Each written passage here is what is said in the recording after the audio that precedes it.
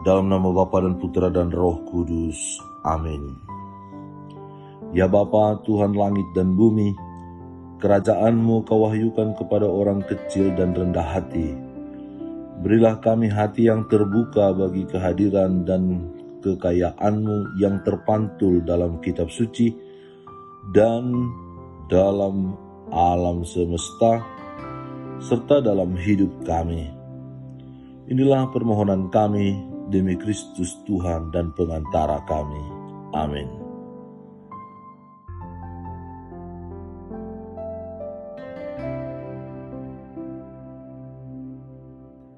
Tuhan bersamamu dan bersama rohmu. Inilah Injil suci menurut Markus.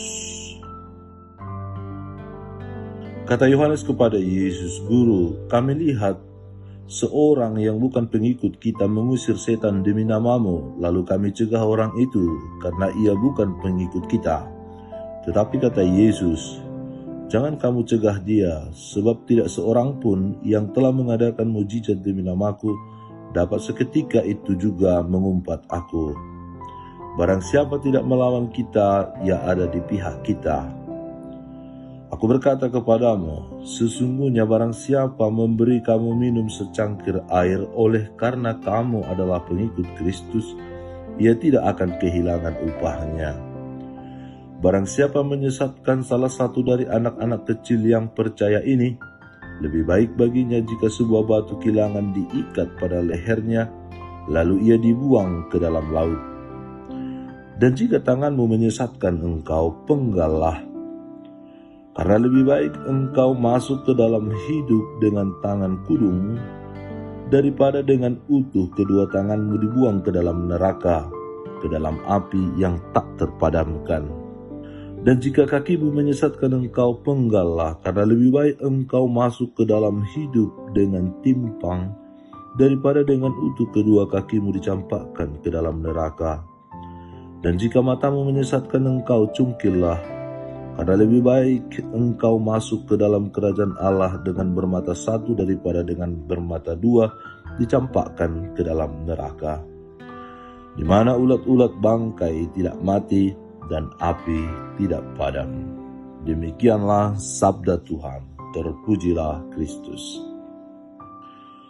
Saudara dan saudari terkasih, bacaan pertama hari Minggu ini mengisahkan bahwa Tuhan mencurahkan rohnya tidak hanya kepada tua-tua Israel, tetapi kepada siapa saja yang dikehendakinya. Eldad dan Meldad adalah kekecualian dari tua-tua Israel.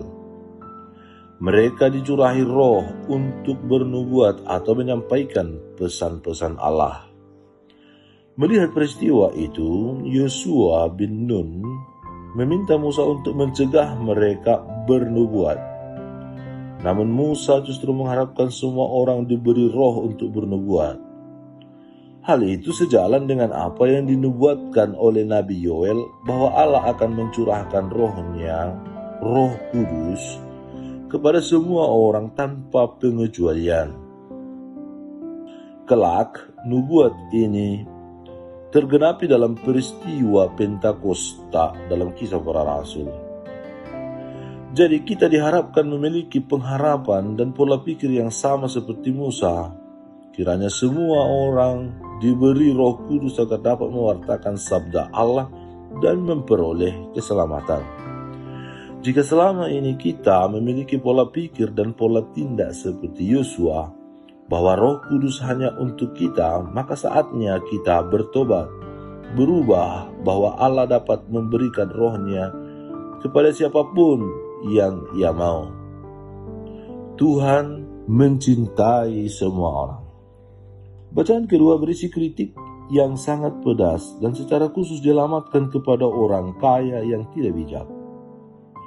Seharusnya mereka menangis dan meratap atas kesengsaraan yang akan menimpa mereka.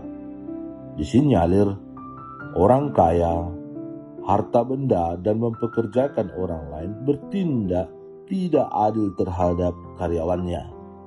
Mereka menahan upah buruh atau para pekerja atau karyawan. Hidup mereka penuh dengan kelimpahan dan berpoya-poya.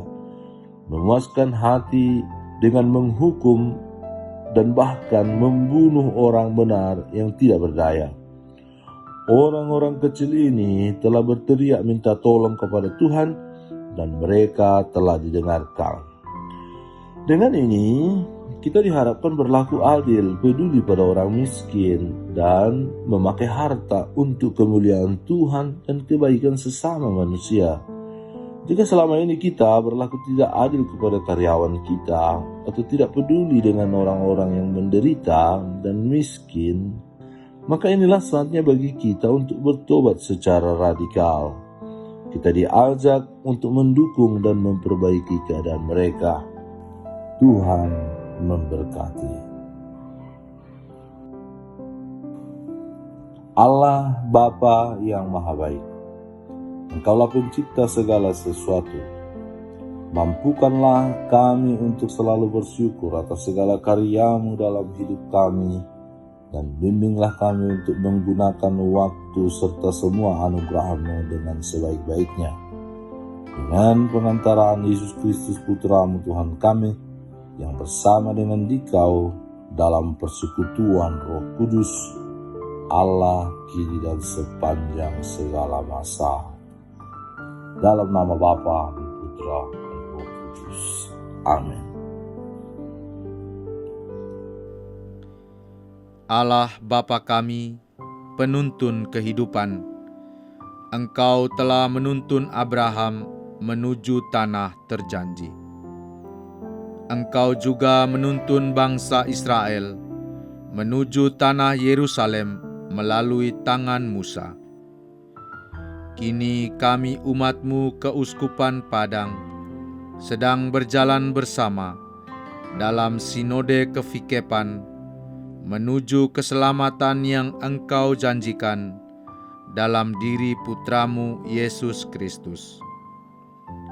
Tuntunlah peziarahan hidup kami dengan kuasa Roh Kudus-Mu, agar kami tetap tabah, sabar dan setia menghadapi kesulitan dan tantangan hidup.